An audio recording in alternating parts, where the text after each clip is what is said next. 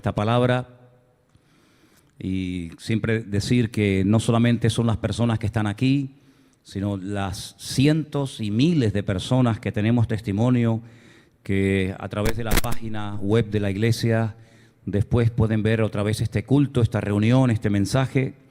Y sabemos que hay muchas personas que incluso están privados, no pueden salir de sus casas por enfermedades y otros motivos, pero que el Señor también de alguna manera les hace llegar la palabra a través de este medio, ¿no? Así que oremos para que todas las personas que se expongan hoy a la palabra sean bendecidas. Aleluya. Padre, te damos muchísimas gracias de todo corazón por el privilegio que nos das de estar aquí en el día de hoy. Queremos pedirte, Señor, que tú bendigas esta palabra, que tú abras nuestra mente, nuestro corazón, para que tu palabra, Señor, caiga en corazones sedientos y ya preparados y dispuestos para aprender de ti, Señor. Queremos crecer, queremos madurar, queremos conocerte y servirte cada día mejor. Por eso pedimos que en esta tarde esta palabra sea, Señor, un aliento, un ánimo para nuestras vidas. Y sabemos, Señor, que tú siempre utilizas tu palabra para hablar a nuestras vidas. Una vez más, que así sea, Señor. Te lo pedimos en el nombre de Jesús. Amén y amén. Hermanos, quiero llevarles un momentito al libro del Génesis, por favor, el primer libro de la Biblia.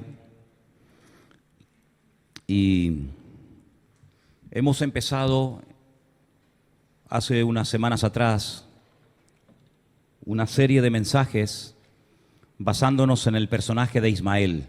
Hace poquito teníamos una serie también hablando acerca del patriarca Jacob. Y me gusta, no en un solo mensaje, sino en varios, profundizar sobre un tema, profundizar sobre un personaje. Y hemos empezado hace unas semanas a hablar acerca de este hombre tan interesante, Ismael. Dios oirá. El nombre Ismael está en futuro, igual que el de Isaac. Dicho sea de paso, el próximo domingo oraremos por Isaac, y lo presentaremos delante del Señor. Y todo nombre que empieza por una pequeña letra hebrea que se llama la Yod, pues generalmente apunta al futuro. Ismael significa Dios oirá. Ismael fue el primer hijo que Abraham tuvo con su criada, con Agar. Cuenta la tradición, y hay algunos textos bíblicos que parece que nos dan a entender que cuando Sara murió, él volvió a juntarse con Agar y tuvo un montón de hijos, muchísimos hijos. La mayoría de los cuales son totalmente desconocidos para la mayoría, pero Abraham tuvo muchísimos hijos, pero sin lugar a dudas los más famosos son el primogénito, el primero que tuvo con Agar, Ismael, y el segundo, el hijo de la promesa, que fue Isaac con su esposa. Hemos estado viendo características de Ismael, porque Ismael no solamente fue un personaje de la Biblia, sino que Ismael es la nación árabe. Los descendientes de Ismael son los árabes. Y la Biblia habla muchísimo acerca de los descendientes de Ismael, lo que van a hacer, qué función juegan en todo el panorama, en todo el esquema profético de la Escritura. Y es muy interesante ver lo que está ocurriendo en los últimos días, las últimas semanas, con algunos de los descendientes de Ismael. Hay gente que piensa que las cosas en el mundo ocurren por casualidad, y no es así. En el mundo no hay casualidades. Dios tiene todo bajo su control y ni una hoja de un árbol se cae sin permiso del Señor. Ismael va a jugar un papel muy importante en los últimos tiempos. De hecho, como que se está despertando, se está levantando Ismael. Y la Biblia nos habla muchísimo, muchísimo acerca de lo que estos descendientes harán en los últimos tiempos, sobre todo en relación con el pueblo de Israel. Si la Biblia fuera una tarta, y la partiéramos en 4 pedazos, 3 de esos pedazos, es decir, 3/4 partes, es material profético. En el Corán, dicho sea de paso, no hay ninguna profecía. La Biblia es un libro que destaca por encima de cualquier otro libro por muchos motivos, pero uno de los principales es porque es un libro que contiene miles de profecías. Muchas de ellas se han cumplido, y eso es lo que le da credibilidad al texto bíblico, a la fuente original. La palabra del Señor nos da claves para cómo interpretar las profecías. Los colores en la Biblia tienen una interpretación, los números en la Biblia tienen una interpretación, los animales tienen una correspondiente interpretación. Y dice la palabra, dicho sea de paso, que ninguna profecía es de interpretación privada, si la inmensa mayoría, un altísimo porcentaje de las sectas más famosas del mundo hoy en día, surgieron a raíz de personas que comenzaron a darle una interpretación totalmente privada y particular a libros como por ejemplo el Apocalipsis, como yo llamo el Apocalipsis del Antiguo Testamento, al libro de Daniel, profecías de Ezequiel, y se salieron, ¿verdad?, del patrón, de la hermenéutica, de las reglas para interpretar la Escritura, y por ahí surgieron sectas pues tan famosas, pues, por ejemplo los Testigos de Jehová y los Mormones y tantas. Y es que las palabras de la Biblia, sobre todo las que contienen material profético, tenemos que saber encajarlas en el plan general de Dios. A veces tenemos una visión demasiado corta, demasiado baja de la realidad. Y Dios tiene un plan eterno que va desde la eternidad hasta la eternidad. Y una de las cosas que he procurado siempre enseñarles a ustedes es que ustedes sepan encajar los tiempos en los que estamos viviendo según el panorama general de Dios. Decíamos hace unos días que no es sabio, según la Escritura, mirar atrás con nostalgia y decir los tiempos del pasado fueron mejor que los del presente. La Biblia dice que el que habla así no es sabio. No hay tiempos mejores ni peores, son tiempos diferentes, son distintas etapas por las cuales Dios va a pasar a la humanidad y a su pueblo y a las naciones de la tierra. Y tenemos que saber cuáles son las características de este tiempo. Jesús dijo que los últimos días, la última generación que precedería a su venida, dice, sería una generación muy, muy parecida a los tiempos de Noé. Fíjense a dónde se remonta el Señor. Si no dice los tiempos de mi venida, de la segunda venida, ¿verdad?, de la presencia del Señor en forma visible, no serían como los tiempos de Abraham o como los tiempos de David o como los tiempos de Salomón, sino como en los días de Noé. Así será la venida del Hijo del Hombre. Sabemos que Noé no es un nombre, no es una especie de adjetivo que identifica un tipo de persona, una forma de vivir, una filosofía de concebir la vida. Y tenemos que saber qué era lo que la gente hacía, cómo se comportaba la generación de los días de Noé. Dice, porque así será en los últimos tiempos. Comían, bebían, se casaban, se daban en casamiento y no entendieron hasta que vino el diluvio y se los llevó a todos. Dice, así será también la venida del Hijo del Hombre. Así que Ismael es un personaje histórico, repito, era el hijo de Abraham, el hijo de Gara, pero además de todo eso, en la profecía, en el esquema general de Dios, son naciones, son personas que van a tener mucho que decir y mucho que hacer en los últimos tiempos. Vimos algunas de las características de Ismael, sabemos ya lo que significa el nombre, Dios oirá, pero dijimos que en el texto original aparece la frase Peré Adán, se traduce al castellano en la versión Reina Valera, estamos en Génesis 16:12, como hombre fiero. Y realmente lo que la Biblia nos da a entender es la característica, su forma de operar, más que su humanidad. Sabemos que en la palabra de Dios, en el texto original, el adjetivo nunca precede al sustantivo. O sea, el sustantivo hombre tiene que ir primero y el adjetivo salvaje o fiero tiene que ir después. Pero en esta ocasión Dios invirtió el orden, como dando a entender de que la característica fundamental de Ismael es que sería un hombre fiero. Salvaje realmente dice en el texto original, Peré salvaje.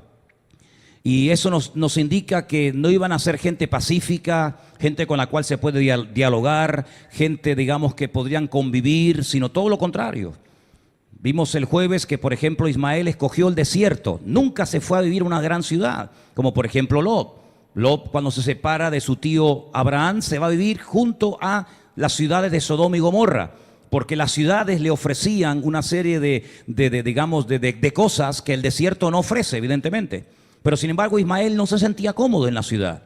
Ismael siempre fue un pueblo solitario, un pueblo nómada, un pueblo que se sentía, permítame la expresión, como pez en el agua en el desierto.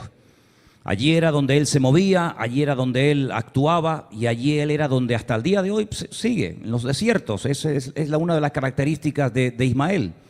Es interesante notar que también vimos el jueves, para los que no estuvieron, que otra de las cosas que nos menciona la palabra de Dios acerca de Ismael es que sería un arquero.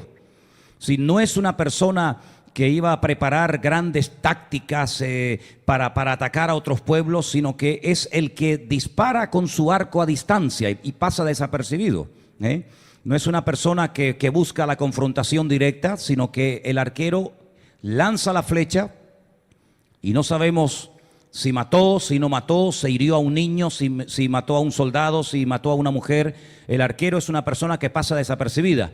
Pusimos algunos ejemplos bíblicos de cómo personas murieron y quedaron gravemente heridas por la flecha lanzada al azar de un arquero, y la Biblia no registra el nombre del que lanzó la flecha. Es otra característica, una forma de atacar de Ismael. Es el que ataca, el que tira la piedra y esconde la mano. Dicho sea en otra forma, ¿no?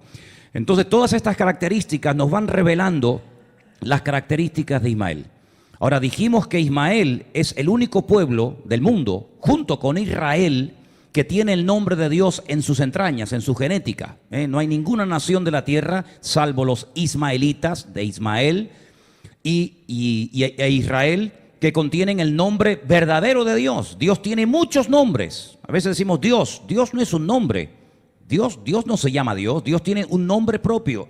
Y luego Dios tiene lo que nosotros llamamos atributos, sí, características que lo identifican.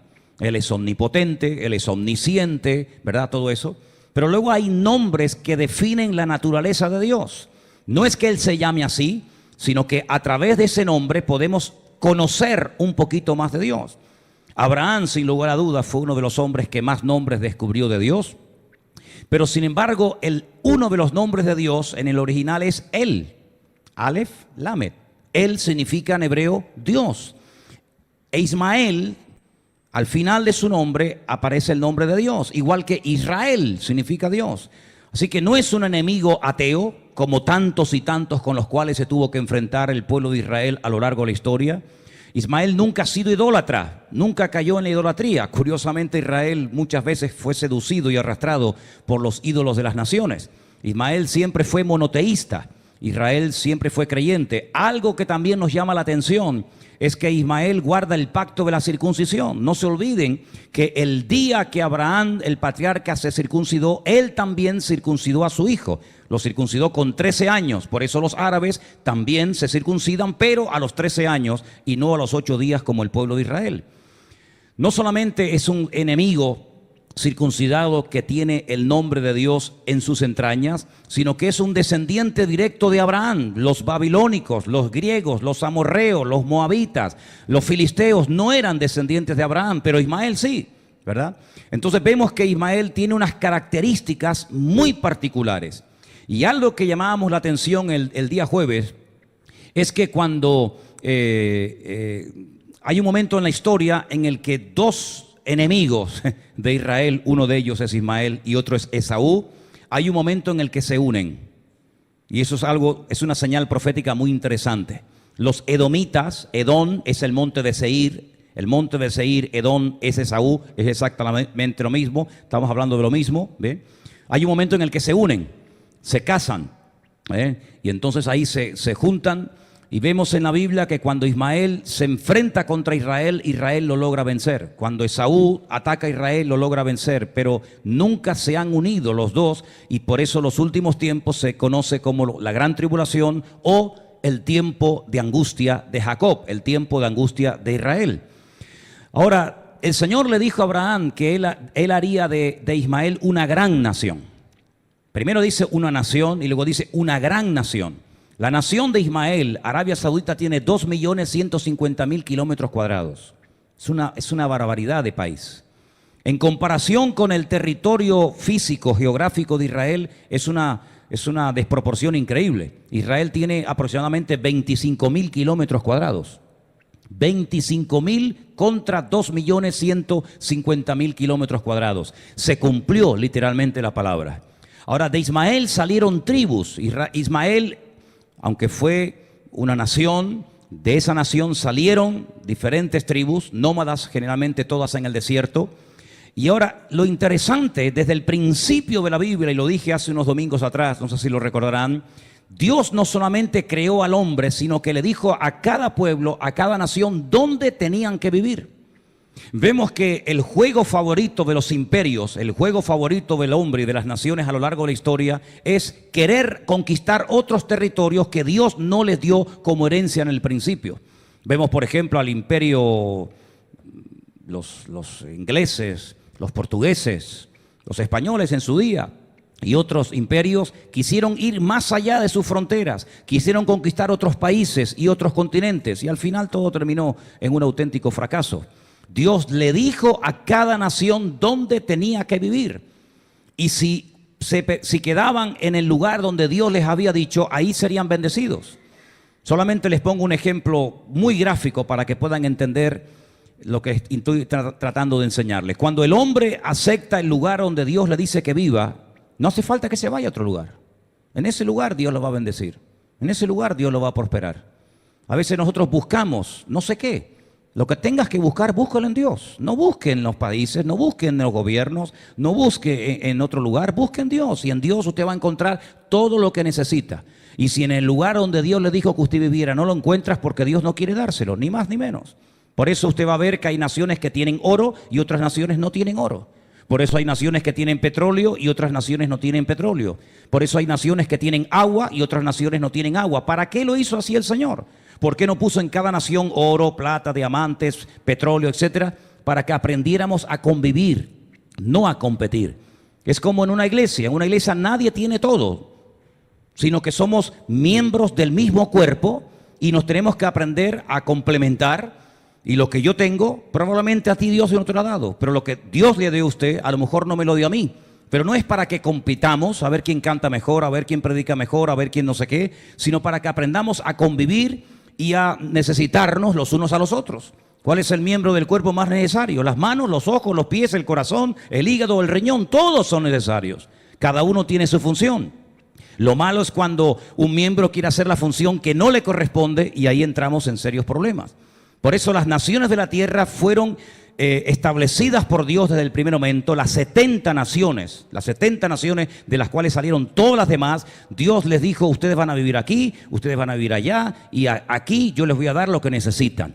Si no tienen algo de lo que necesitan, aprendan a compartir con el vecino, y el vecino que aprenda a compartir con ustedes. Si ese hubiera sido la forma de vivir de las naciones y de la raza humana, nunca habrían habido guerras. Nunca tendríamos que haber salido de nuestra frontera para conquistar al vecino. Habríamos aprendido a convivir juntos en armonía, y cuando hay unidad y armonía, ¿qué hay? Bendición y vida eterna. Cuando no aprendemos a compartir, somos egoístas y queremos tener lo mío y lo del otro y lo del otro y lo del otro, y así hay serios problemas. Ahora bien, si vamos al libro del Génesis, capítulo 15, los versículos del 18 al 21, fíjense qué palabras tan interesantes. Aún Dios no le había cambiado el nombre a Abraham. Recuerden que en la Biblia hay personajes, y Abraham es uno de ellos, a los cuales Dios les cambió el nombre. Sus padres, cuando él nació en Ur de los Caldeos, más o menos por allí, por la zona de Irak, de Kuwait, más o menos por aquella zona, le pusieron Abraham. Sin embargo, Dios le añade una letra a su nombre y le llaman Abraham. Y esa letra que le incorporó al nombre que le habían dado los padres a Abraham, es una de las 4 letras que forman parte de su nombre propio. El nombre de Dios es Yod Hei Bad Hei, y una de las letras de ese nombre se la incluye en el nombre de Abraham y se convierte en un ser fructífero. Antes era estéril, ahora tiene a Dios en su vida y ahora es fructífero, ahora se puede reproducir. Incluso el valor numérico de la palabra Abraham es inferior al valor numérico de la palabra Abraham. ¿Por qué? Porque Dios viene a darle valor al ser humano y no a restarle, sino todo lo contrario. Y el Señor le dice a Abraham, antes de cambiarle el nombre, en Génesis 15, 18, en aquel día el Señor hizo un pacto con Abraham diciendo, no un contrato, un pacto. ¿Cuál es la diferencia? Bueno, en un contrato hay 2 partes y los 2 se tienen que comprometer a respetar su parte. Aquí tenemos un contrato. Este local está hecho, hace años hicimos un contrato y nosotros nos comprometimos a cumplir la parte de nuestro contrato y el dueño su parte. Si uno de los 2 quiebra la parte del contrato, hay problemas. En un pacto no. Los pactos que Dios hace son pactos a nivel unilateral. Da igual lo que tú hagas, yo voy a seguir adelante porque es un pacto, está por encima de las emociones, está por encima del tiempo, está por encima de las circunstancias. Es algo que Dios decidió en su soberanía hacer. Y hace un pacto con Abraham y le dice, a tu descendencia daré esta tierra. Desde el río de Egipto. ¿Cuál es el río de Egipto? Lo pueden decir sin miedo. El Nilo. Es el río más largo del mundo. No el más caudaloso, pero sí el más largo. Tiene forma de serpiente y después se abren diferentes brazos. La Biblia nos enseña que en los últimos tiempos el caudal del Nilo bajará de una forma tremenda. Incluso llegará, hay momentos en la historia del río de Egipto que se secará. Y dice aquí que el territorio sería desde el río Nilo, desde Egipto, hasta el río Grande. ¿Y cuál es ese río? Lo dice a continuación, el río Éufrates. Ahora, el río Nilo está en Egipto, al oeste, y el río Éufrates está al otro lado. Sí, el territorio es impresionante, es enorme. No voy a hablar de esto, pero los ríos que se mencionan aquí son los ríos que cruzaban el jardín del Edén. El jardín del Edén no era una cosa ahí chiquitita, sino que estaba regado por el Nilo, estaba regado por el Tigris y por el Éufrates, y en medio estaba Jardín del Edén. Son los mismos ríos que se mencionan aquí, los que se mencionan en Génesis con el Gan Edén, con el Jardín del Edén. Así que ese es el territorio que Dios decidió para la descendencia de Abraham, no para ti y para mí, sino para los descendientes de Abraham, desde el río Nilo, Egipto, hasta el río Éufrates. Todo ese territorio, pues tenemos toda la península del Sinaí, tenemos Egipto, tenemos Israel, tenemos Líbano, tenemos Jordania, tenemos Irak, etcétera. Todo eso es para la descendencia de Abraham. La tierra de los ceneos, la tierra de los ceneseos, la tierra de los cadmoneos, los eteos, los fereceos, los refaitas, los amorreos, los cananeos, los jerjeseos, los jebuseos. Hay un montón de eos, ¿verdad?, que se mencionan. Todo esto es para la descendencia de Abraham. ¿Pero qué descendencia? ¿La de Ismael o la de Isaac? Para la descendencia de Abraham. Para la descendencia de Abraham. Dios le vuelve a hablar de territorios. Dios vuelve a establecer fronteras, pero no aquí, sino en el capítulo 17. Fijaros qué interesante el orden. Yo creo que el orden de las palabras, el orden de los relatos en la Biblia, tiene una razón de ser. Y en el capítulo 15 dice, la frontera de ustedes va a ser esto, enorme. Pero en el medio, Agar e Ismael son expulsados de la casa. Y en el capítulo 17, el Señor le vuelve a hablar a Abraham, versículo 8, y dice, y te daré a ti y a tu descendencia después de ti la tierra en la que moras. Ahora añade un término que antes no había dicho. Dice, yo te daré a ti y a tu descendencia la tierra que estás pisando, la tierra en la que moras, la tierra en la que estás viviendo. Toda la tierra de Canaán en heredad perpetua y seré el Dios de ellos. Y dijo de nuevo Dios a Abraham, en cuanto a ti, guardarás mi pacto, tú y tu descendencia después de ti por tus generaciones. Este es mi pacto que guardaréis entre mí y vosotros y tu descendencia después de ti. Será circuncidado todo varón de entre vosotros. Circuncidaréis pues la carne de vuestro prepucio y será por señal del pacto entre mí y vosotros. Y ahora pone la edad. Y de edad de 8 días será circuncidado todo varón entre vosotros por vuestras generaciones. El nacido en casa, el comprado por dinero a cualquier extranjero que no fuere de tu linaje. A la descendencia de Ismael le dice, toda esta tierra será para ustedes. Pero la tierra en la que vives, la tierra en la que te encuentras ahora mismo, y te estoy hablando en este momento, te la daré a ti y a Isaac. Si veis el contexto de cómo Dios le está hablando a Abraham, le dice, toda esta tierra de este punto hasta el otro punto será para Ismael, para los descendientes de Ismael. Pero en la tierra en la que vives, la tierra en la que en este momento te mueves y tienes puestos tus pies, será para tu hijo Isaac. Y ahí vemos cómo Dios estableció desde el primer momento dónde tenía que vivir cada pueblo, dónde tenía que vivir cada nación. Y hermanos, tenemos que aprender a adaptarnos al modelo de Dios. Usted no puede moverse a cualquier lugar cuando quiera y según a su antojo. Yo nunca he enseñado eso. Yo siempre les he dicho, usted tiene que ir y hacer lo que Dios le diga, ni más ni menos. ¿Cuántos dicen amén? Dice Santiago, ¿pero qué es eso de que mañana vamos y compramos y vendemos y hacemos esto y hacemos? ¿Pero qué es eso? En lugar de lo cual debería decir, si Dios quiere, siempre Dios por delante. Si Dios quiere, haremos esto o haremos aquello. No organice usted su vida y pretenda que Dios le siga. Si usted ya no es libre para hacer ese tipo de acciones, el Señor nos compró, ¿sí o no? Hay algunos que piensan que pueden todavía hacer lo que les da la gana y Dios encima tiene que bendecirlo si no se enfadan. Pues no, señor. Yo le voy a hablar bien claro esta tarde. La palabra de Dios dice que Él nos compró con su sangre.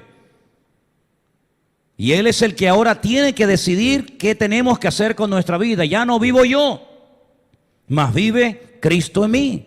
Usted no puede congregarse en cualquier iglesia, usted no puede vivir en cualquier lugar, usted no puede meterse en cualquier negocio, usted no puede casarse con cualquier hombre, tú no puedes casarte con cualquier mujer. Tú tienes que decir, Señor, ¿qué quieres para mi vida? Porque dice la Biblia que la voluntad de Dios es buena, es agradable y es perfecta. Y cuando nosotros tenemos nuestros planes, nos equivocamos. Y eso es una señal de que no hemos madurado, de que no hemos crecido, de que no hemos terminado de entender lo que significa haberme rendido a los pies de mi Señor Jesucristo. Él es el que tiene que ir delante de mí. Si usted va a ver en el Antiguo Testamento cómo se movía Israel por el desierto, no tenían mapa, no tenían brújula, no tenían GPS. ¿Cómo se movía esa gente? Dice la Biblia que Dios durante el día había puesto como una especie de paraguas que protegía del terrible calor en el desierto al pueblo de Israel. Y durante la noche, para protegerlos del frío y de las fieras del desierto, dice que había una columna de fuego. Era una calefacción divina que protegía a más de 2 millones de seres humanos en el desierto. Cuando la nube se levantaba y se movía, Moisés decía, Dios nos está diciendo que nosotros también tenemos que movernos.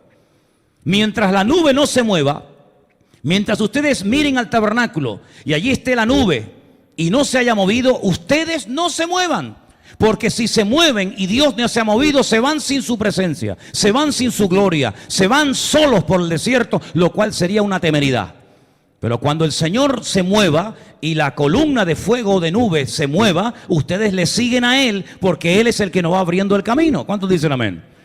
Ojalá aprendiéramos, si Dios quisiera, que Dios nos ayude a entender que esa sigue siendo la misma forma. ¿Qué dice Romanos 8? Leed Romanos 8 cada día, léalo durante un mes. Cada día Romanos 8, me levanto, Romanos 8, por la noche Romanos 8. ¿Qué dice? Aprendiendo a vivir en el Espíritu. En la carne ya sabemos vivir. Aprendimos a vivir en la carne antes de aprender a vivir en el Espíritu. Y una de las características dice que los hijos de Dios son guiados por el Espíritu de Dios. Ya no son guiados por la carne, ya no son guiados por los intereses personales. Me conviene más estar allí que aquí. Allí voy a ganar más que aquí. Allí tendré más que aquí. Ya no nos mueven esos intereses. Ya no somos de este mundo, sino que ahora nos mueve el Espíritu de Dios. Y el ejemplo que les quería poner antes se lo voy a dar ahora. El patriarca Abraham, hay un momento en el que él desciende a Egipto. Dice porque había hambre en Canaán. En Egipto, qué curioso, siempre había comida, siempre había trabajo, siempre había de todo. En Canaán muchas veces faltaba de todo, pero porque tenían que depender de Dios. Abraham se va a Egipto. Y en Egipto sabemos lo que ocurrió. Allí fue donde el faraón le metió a Egipto en su casa. Él salió de Egipto, pero Egipto se metió en su casa. Le hizo un regalito que hasta el día de hoy lo estamos pagando. La sierva egipcia, Agar. Su hijo, cuando es mayor, queriendo seguir el ejemplo de su padre, ve que no hay agua, no hay trabajo, no hay recursos. ¿Y qué quiere hacer Isaac? Ir a Egipto. Total, mi padre lo hizo. A nosotros no nos debe de importar lo que hagan los demás.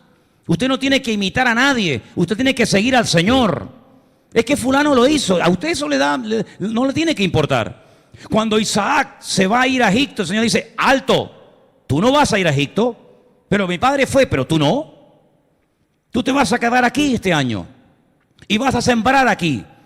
Ahora, si yo les digo dónde le dijo el Señor a Isaac que sembrara, ustedes se quedarían con la boca abierta. Porque Isaac vivía en Beersheba, en el desierto del Negev.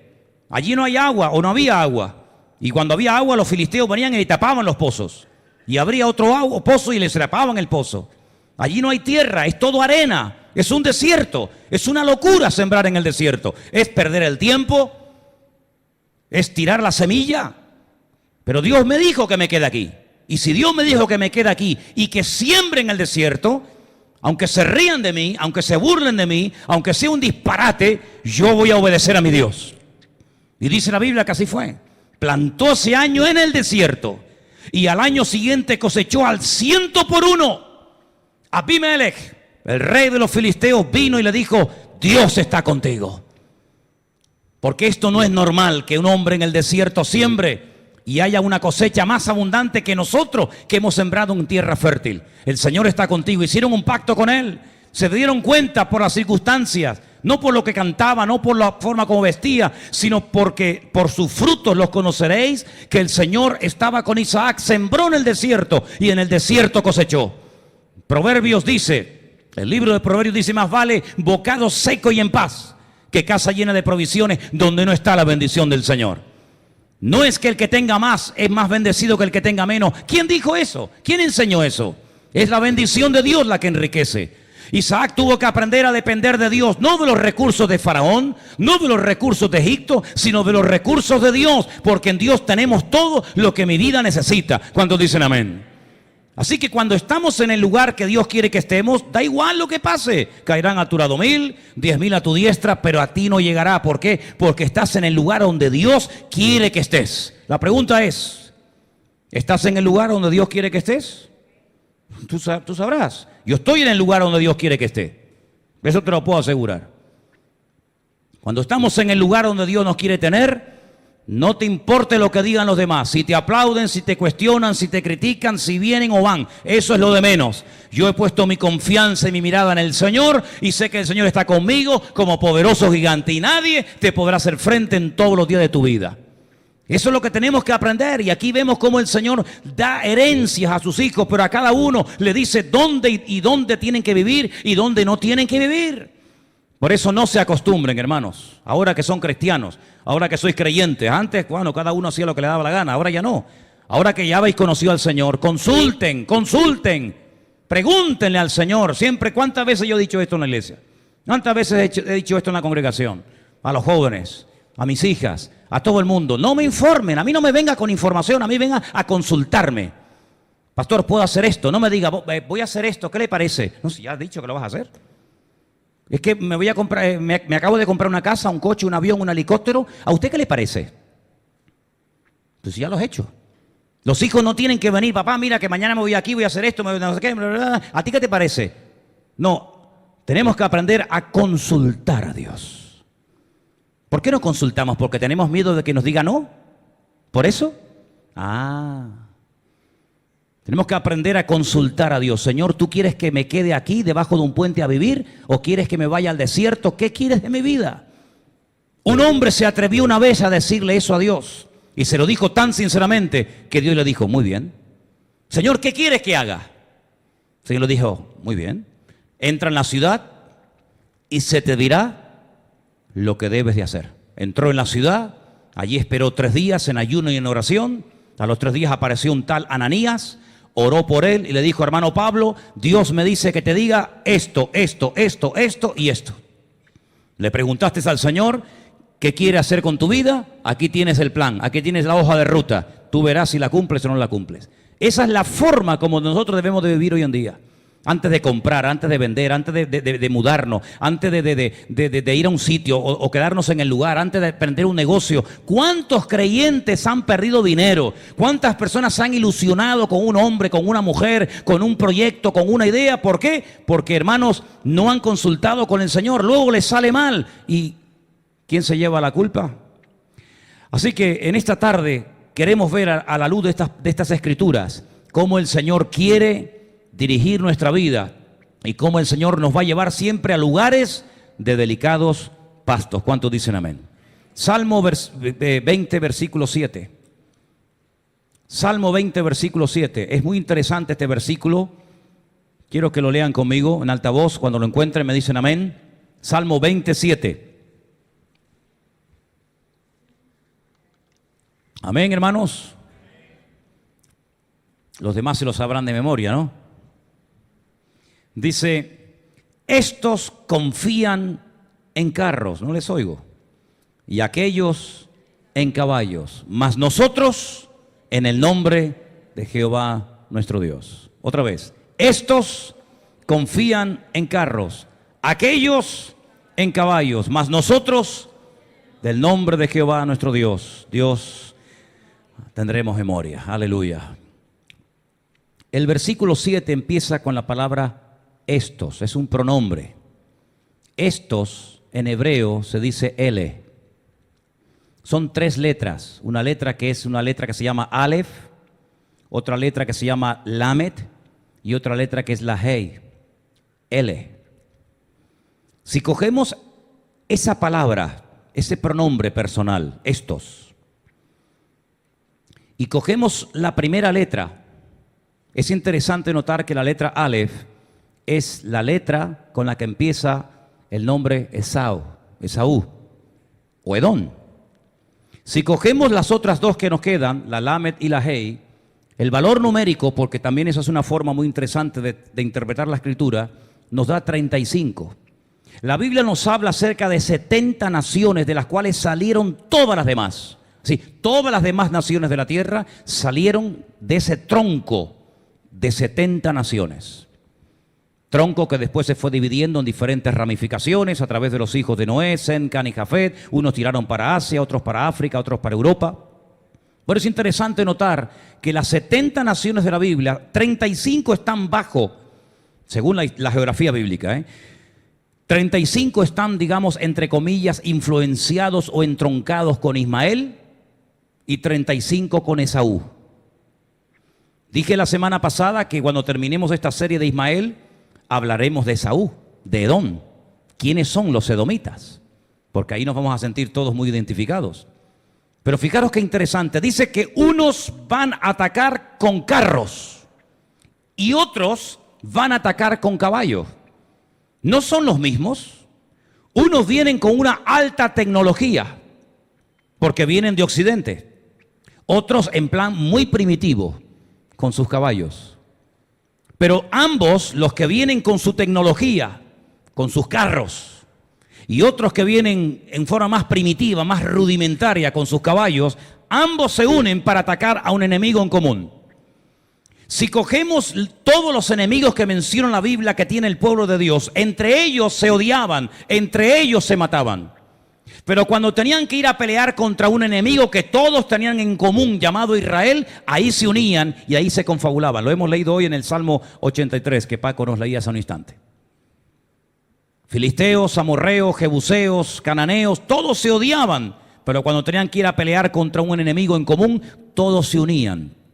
Es interesante notar que cuando Daniel está en Babilonia y él interpreta un sueño profético de un rey llamado Nabucodonosor, le dice: rey, aunque tú has olvidado el sueño y por supuesto ya no lo puedes contar y mucho menos interpretar el sueño que has tenido, tú lo que viste en tu visión, en tu sueño durante altas horas de la noche fue una estatua enorme que estaba compuesta de 4 materiales diferentes. Tú viste que esa estatua, la cabeza era de oro, solamente la cabeza.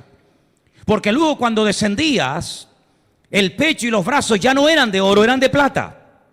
Y si seguimos bajando por el cuerpo, llegas al vientre y a los muslos y eran de bronce. Y si seguimos bajando, llegamos a las piernas, 2 piernas que eran de hierro. Y si seguimos bajando, llegamos a los dedos de los pies, que son 10 y son de hierro mezclado con barro. Cuando Nabucodonosor oyó esto, se quedó sorprendido, porque dijo: ¿cómo es posible que tú sepas la interpretación? Y todos estos sátrapas y adivinos y agoreros que tengo en la corte, ni uno de ellos ha sido capaz de interpretarlo. Dios está contigo, dice que lo honró y lo bendijo y todo lo demás. Cuando Daniel tiene su propio sueño tiempo más tarde, él ve exactamente estos 4 imperios, pero los ve como animales, no los ve como oro, plata, bronce y hierro mezclado con barro, sino dice que ve a un león, ve a un leopardo, ve a un oso y ve a una bestia indescriptible con cuernos y con una cabeza, y le llamó poderosamente la atención. Y el Señor lo que hace es que va interpretando con cientos y cientos de años de antelación todo lo que va a ocurrir en los últimos tiempos. En el momento en el que Daniel recibe la interpretación de ese sueño, o ese sueño, solamente había pasado, ni siquiera un imperio había pasado, porque Daniel estaba viviendo en el imperio de los babilónicos. Cuando cae el imperio de Babilonia, se levanta un segundo imperio, que eran los medos persas, y Daniel también lo conoció, pero ya el tercero lógicamente no. Si no, imagínense la edad de Daniel. Ya no conoció el imperio de los griegos, y mucho menos el de los romanos.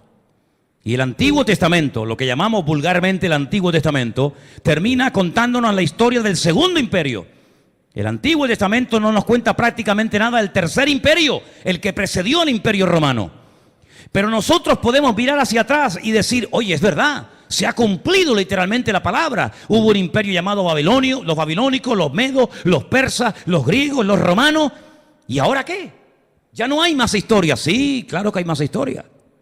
Hay que seguir buscando en otros textos de la Biblia, porque la Biblia no solamente es un libro, sino que son muchos libros que se complementan y se realimentan el uno al otro.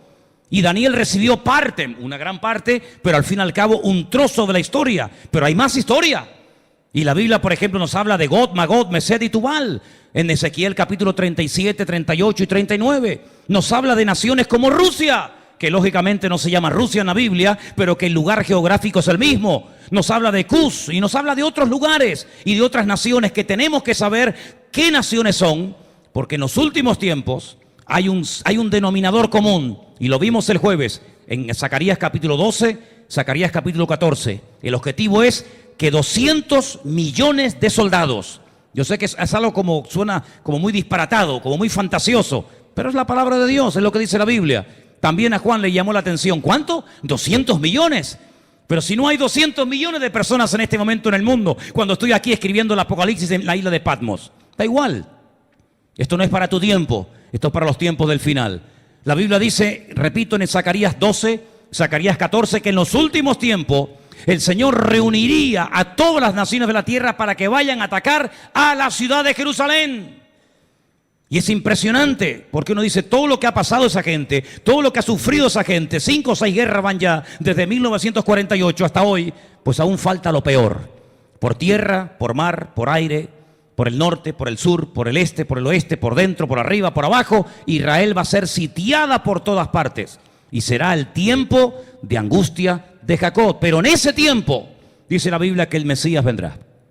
El Señor viene personalmente a redimir y a salvar a su pueblo, y dice que todo ojo le verá, y toda rodilla se doblará, y toda lengua confesará que Él es el Señor, para gloria de Dios Padre, y pondrá sus pies en aquel día sobre el monte de los olivos, que está frente a Jerusalén, y el monte se partirá, y allí entrará en juicio con las naciones, y las naciones tendrán que subir de año en año, más o menos entre septiembre y octubre, a celebrar la fiesta de Sukkot, la fiesta de los tabernáculos. Y la nación que no suba, dice la Biblia, sobre esa nación, ese año no caerá lluvia. Todo esto está en la Biblia. Todo esto no es Walt Disney, no es ciencia ficción, no es una película de Steven Spielberg. Es la palabra de Dios, es el periódico de mañana que aún no se ha publicado. Y los creyentes no podemos estar ignorando estas cosas. Porque todos los movimientos que se dan en las naciones, Dios es el que las produce. ¿Cuántos dicen amén? No hay casualidad, y menos en las naciones. Lamentablemente a veces los creyentes leen muy poco la Biblia. Yo siempre he dicho y estoy convencido de ello. Hay 2 grandes males que tiene el cristianismo: que ora muy poco y que estudia muy poco. Esa es la cruda realidad. Los cristianos estudian muy poco la Biblia. Leen, pero estudiar es otra cosa. Y oran cada vez menos. Hay más tiempo para internet, hay más tiempo para WhatsApp, hay mucho tiempo para otras cosas, pero para estudiar en serio la Biblia, para poder llegar a tus propias convicciones, no hay tiempo. Y es curioso notar que hay gente que son capaces de estar viendo 3, 4 películas seguidas y todas las entiende, pero abren la Biblia y dicen, no la entiendo. Y leen el periódico y lo entienden, y leen un libro y lo entienden, y ven la televisión y la entienden, pero cuando van a la Biblia no entienden nada. Es curioso eso, ¿verdad? Y compran el periódico y lo que el periódico dice se lo creen a pie juntilla. Y no lo dudan ni lo cuestionan. O ponen la televisión y lo que dice la televisión lo creen. Pero cuando llegan a la Biblia todo lo cuestionan. Bueno, no es así, no es asado. Y sabe Dios cómo será o cómo no será. Amados hermanos, estamos viviendo en los tiempos finales. ¿Cuántos dicen amén? Y los tiempos finales, dice la Biblia, que la gente se amontonarán queriendo escuchar palabra de Dios y no la escucharán, porque incluso hasta las iglesias de los que llamamos hijos de Dios, muchas de ellas serán sacudidas. Y cuántas falsas enseñanzas y cuántas falsas doctrinas y cuánto jueguecito y cuánta tontería ha entrado en los púlpitos en los últimos tiempos. Y muchas veces no hay verdaderamente una sana palabra, una sana doctrina donde podamos oír palabra de Dios para nuestra vida. Y eso es lo que va a traer estabilidad a tus hijos, Eso es lo que va a traer estabilidad a la congregación. Eso es lo que va a traer una fe firme. No importa lo que ocurra a nuestro alrededor, el mundo no va a ir a mejor por si alguien se está haciendo ilusiones. El mundo no va a ir a mejor, el mundo va a ir de mal en peor. Y dice la Biblia que la maldad se multiplicará y el amor de muchos también se enfriará. Mas el que persevere hasta el fin, ese será salvo. ¿Cuántos dicen amén? Es interesante notar qué es lo que será. Lo mismo que fue. ¿Cuándo se levantó Adán? ¿Cuándo fue creado Adán? ¿En qué día? ¿En el primero? ¿En el tercero? ¿En el séptimo? La Biblia dice que para Dios 1000 años es como un día. ¿Sí o no? Y un día para Dios es como 1000 años. Muy bien. Entonces el Génesis me cuenta el final. Y el final lo encuentro en Génesis. Es así. El tiempo en la Biblia está invertido.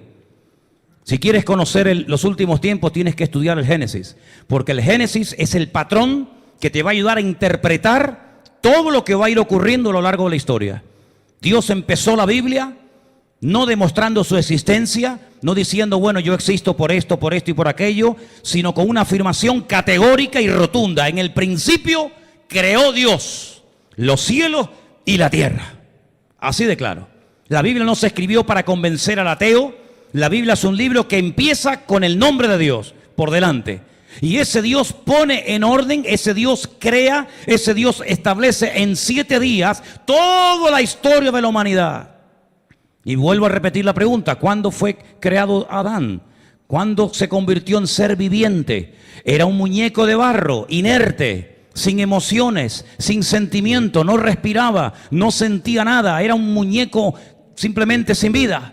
Pero Dios sopló aliento de vida y aquel muñeco de barro se convirtió en segundos en un ser viviente con el aliento divino, con el soplo de Dios en su vida. Vayan a Ezequiel capítulo 37, dice que Israel volvería a su tierra. Y cuando dice el profeta dice, pero yo veo un valle lleno de huesos secos en gran manera. Dice, claro, porque no hay espíritu en ellos. Es un valle lleno de huesos secos, pero espíritu de Dios, métete en ellos. Y dice que se levantaron y se convirtieron en un ejército tremendamente poderoso en gran manera. Hay una doble restauración en los últimos tiempos, la natural, la nacional y la espiritual. Israel ha sido restaurado a su país como nación, pero no quisieron meter a Dios en su nación. Nos levantamos pero dejando a Dios a un lado. Pero la Biblia nos habla de una última restauración y es la restauración espiritual. Cuando Israel, cuando el pueblo de Dios se ponga en pie por el Espíritu de Dios, no por la fuerza de las armas, no por la sabiduría, no por los premios nobles, sino porque el Espíritu de Dios hace que el hombre se levante y se convierta de un muñeco de barro en un ser viviente a la imagen y semejanza de Dios. En el sexto día, Adán se levantó. ¿Cuándo se levantó Israel? ¿Cuántos días habían pasado? 5700. En el sexto milenio, Israel se levantó como Adán se levantó en el sexto día. Porque ¿qué es lo que será? Lo mismo que fue. Allí se levantó un hombre, aquí se levantó una nación y lo próximo que se levantará será su pueblo para irse a la presencia del Señor. ¿Cuántos dicen amén? Por eso hay que indagar la Biblia, por eso hay que estudiar la palabra de Dios. Porque Dios nos está hablando acerca de lo que va a pasar con las cosas que ya han ocurrido en el pasado. Y quiero terminar leyendo un versículo en esta tarde que se encuentra también en el libro de los Salmos, el 137. Si saben algo de historia bíblica, si saben algo de lo que ha ocurrido a lo largo de la historia, te va a chocar este versículo, porque es como que no encaja. Es algo como que dice, pero esto no es de este tiempo, esto no es de esta época. Ya verás, Salmo 137, por favor. Salmo 137. Junto a los ríos de Babilonia, Tigris y Éufrates, Mesopotamia, ¿verdad? Junto a esos ríos en Babilonia, allí nos sentábamos y aún llorábamos, acordándonos de Sión. Hay gente que no supera el presente porque están todo el día pensando en el pasado. Y hasta que no superes tu pasado, no tendrás presente y mucho menos futuro. si sigues lamiéndote la herida con lo que te hicieron, con lo que te dijeron, que si te pegó, que se te humilló, que se te abandonó, estarás siempre mirando atrás, acordándote, y allí estarás con tu pena y con tu herida abierta años y años y años. Así les pasaba. Nos sentábamos, llorábamos, acordándonos de Sión, de Jerusalén.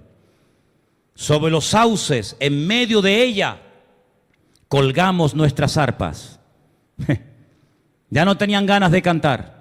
Ya se les fue el gozo. Ya sé que sufrieron, ya sé que la ciudad fue destruida y ya sé que el templo fue quemado, pero era una oportunidad preciosa que se les presentaba para poder testificar a gente que no conocía del Dios verdadero.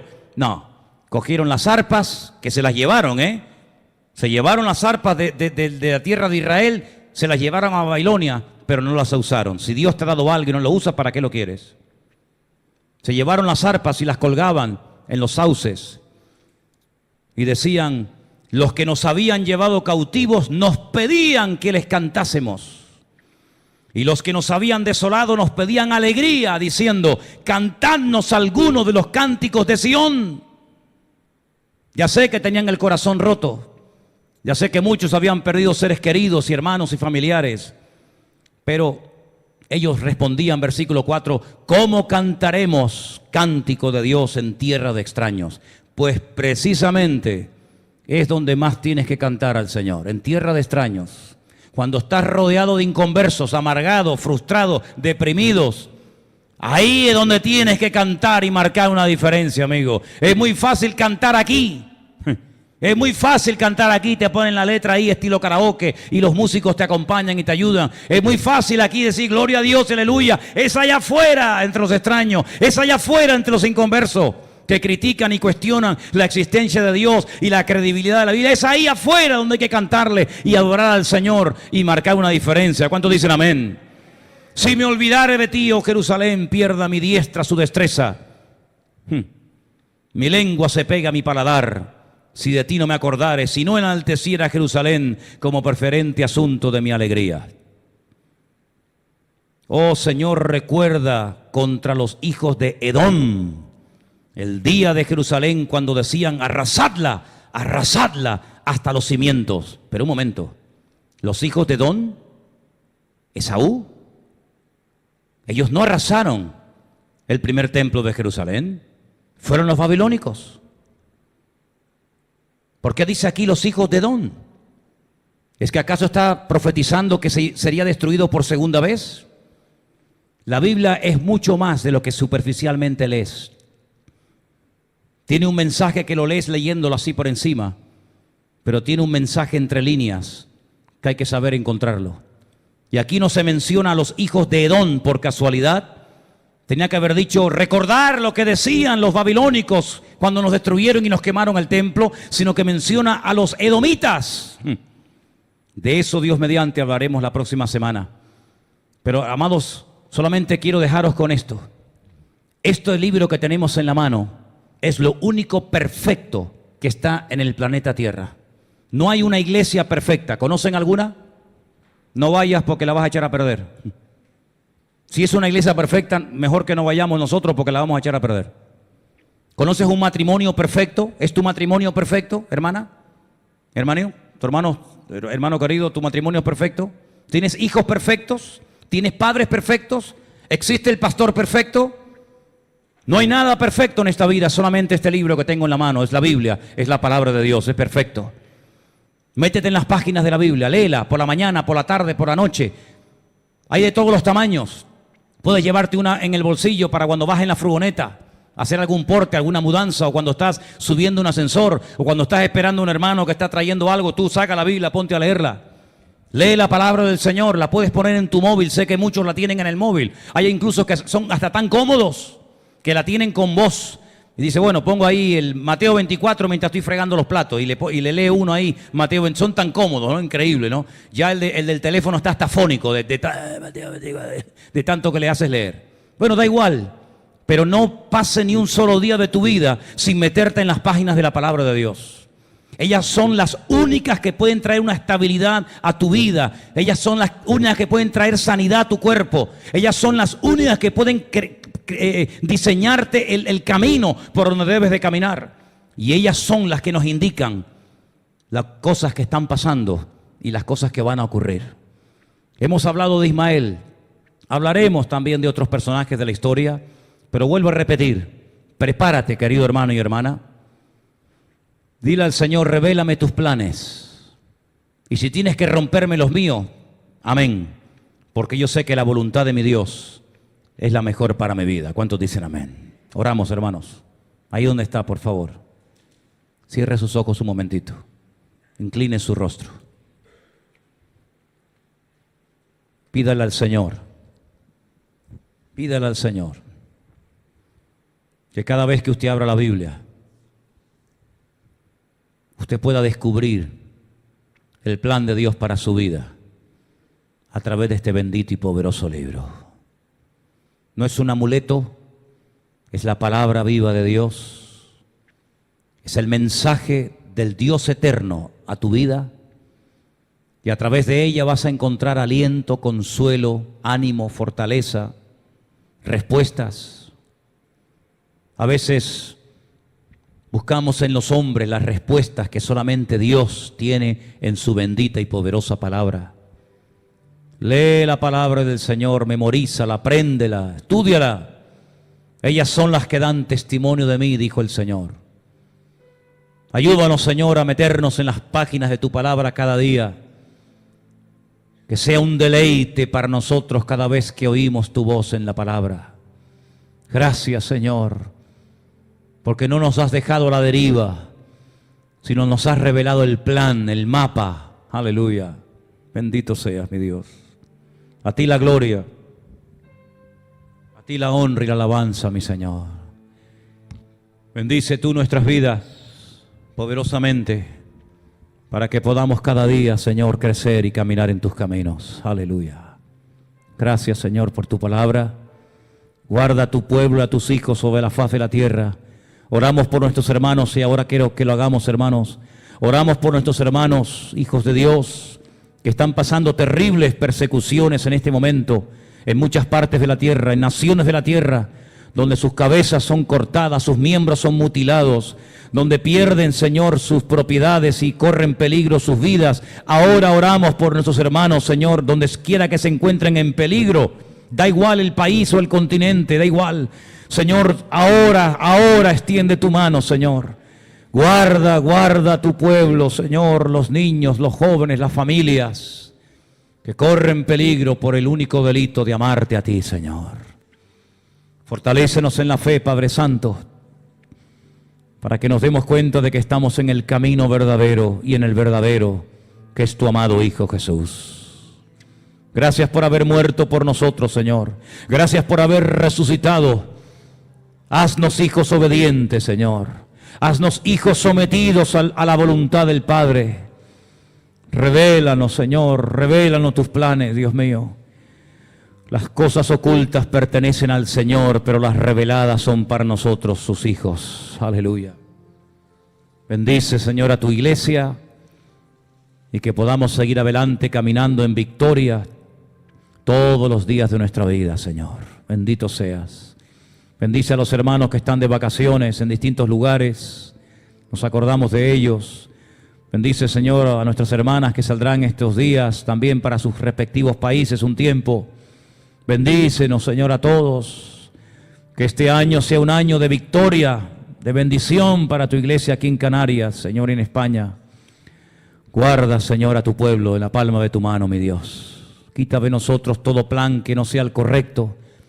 Nosotros nos podemos equivocar, pero tú eres un Dios perfecto y maravilloso, que quieres lo mejor para nuestras vidas y nuestros hijos. Guarda a los niños de esta iglesia, Señor. Gracias por el nacimiento de Isaac hace unos días. Gracias, Señor, por la salud de cada niño. Nos gozamos al ver cómo corren, saltan y se divierten en la iglesia, Señor. Guarda a los que están tratando de luchar contra algún hábito, contra algún vicio, que durante años, Señor, los tuvo atados. Danos, Señor, a todos de tu gracia y de tu paz, para que podamos mantenernos firmes contra las acechanzas del enemigo, Padre. Aleluya. Bendice a tu iglesia, Señor, en el nombre bendito y poderoso de Jesús. Gracias, Señor. Ponemos de pie, amados hermanos.